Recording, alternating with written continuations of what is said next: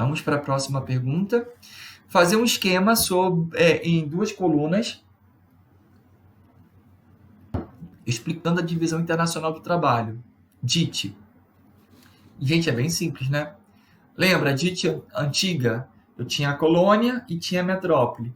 A colônia vendia matéria-prima a baixos preços e a metrópole vendia produtos manufaturados a preços mais elevados. Essa era a primeira DIT. A DIT atual, que é Divisão Internacional do Trabalho, é da seguinte forma: eu já tenho não mais colônia nem metrópole, eu tenho países ricos, que são altamente industrializados, e países pobres, menos industrializados, e a economia é quase que baseada na agropecuária, agricultura e pecuária. Então, como se dá essa relação? Na DIT, eu tenho os países ricos que vão fornecer produtos altamente industrializados, com elevadas tecnologias, como computador, automóvel, enfim, eletroeletrônicos. Eles enviam capital, tá? Empréstimos, investimentos. E tem como exemplo aqui, ó, Japão, França, Estados Unidos e podemos falar Alemanha, entre outros. Esse é o papel dos países ricos. Agora, os países pobres, eles fornecem aos países ricos. Isso aqui tudo, os países ricos forneceram aos países pobres. Agora, os países pobres, eles fornecem produtos agrícolas, ou seja, tudo que é ligado ao setor primário, agricultura, pecuária, extrativismo, tá? Eu tenho produtos industrializados, só que aqui a industrialização ela é inferior ou com uma tecnologia inferior ao dos países desenvolvidos. Tanto é que aqui, ó, geralmente são produtos de baixa tecnologia ou maquinários, ok? E a remessa, aqui eles não receberam empréstimos e investimentos, aqui, ó, o lucro tem que voltar para o país de origem. Aqui eu tenho as empresas transnacionais, que são as empresas multinacionais ou empresas internacionais.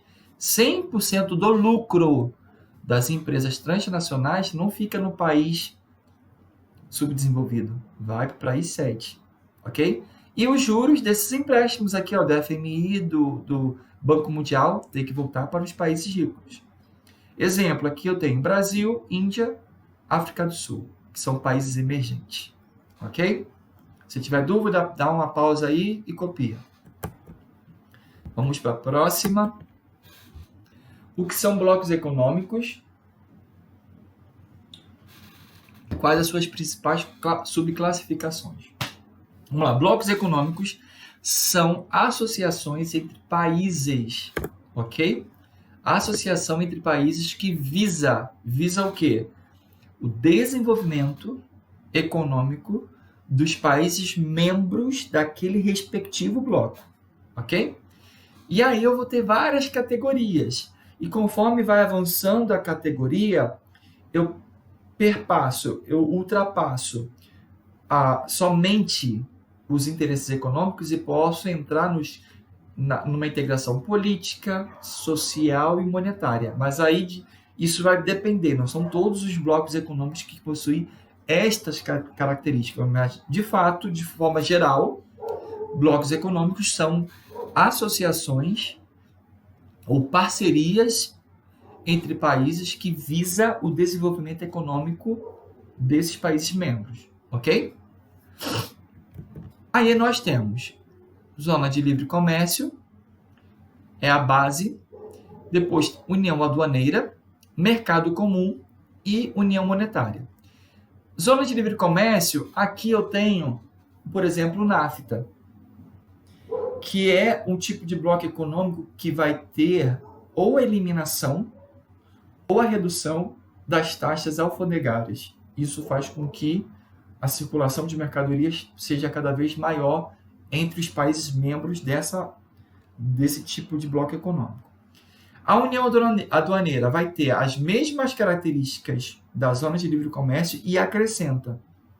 Então, conforme vai aumentando o nível, vai aglutinando, vai somando o que a categoria anterior tinha. Então, aqui vai ter a União Aduaneira. Eu tenho como, por exemplo, o Mercosul, aqui, Brasil, Argentina, Paraguai e Uruguai. Eu tenho redução ou eliminação de taxas alfandegárias e a TEC, Tarifa Externa Comum. Esses países, eles impõem a mesma tarifação de impostos referente à importação, ok? Quando eles fazem isso, há uma maior competitividade no cenário internacional. Mercado comum.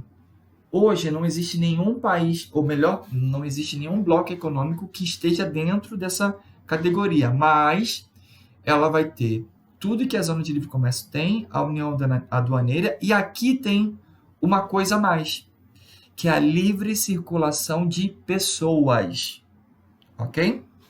E por último, a União Monetária, que vai aglutinar tudo que estava aqui anteriormente, e aqui eu vou ter duas coisas praticamente, que aqui não tem.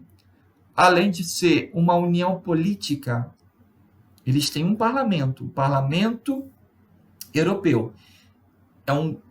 O departamento é o órgão, a instituição, que vai ser responsável em gerir as políticas do bloco econômico.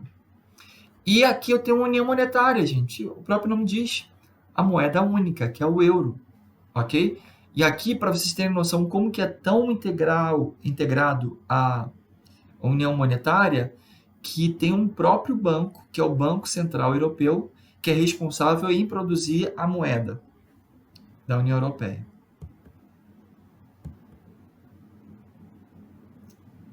Deixa eu ver se tem muitos ainda. Tem. Então, gente, eu vou parar por aqui, por enquanto, e eu vou continuar nesse aqui. E já está quase acabando o vídeo, para não terminar faltando um pouquinho para o outro, tá ok? Então, a gente se vê daqui a pouquinho. Um abração.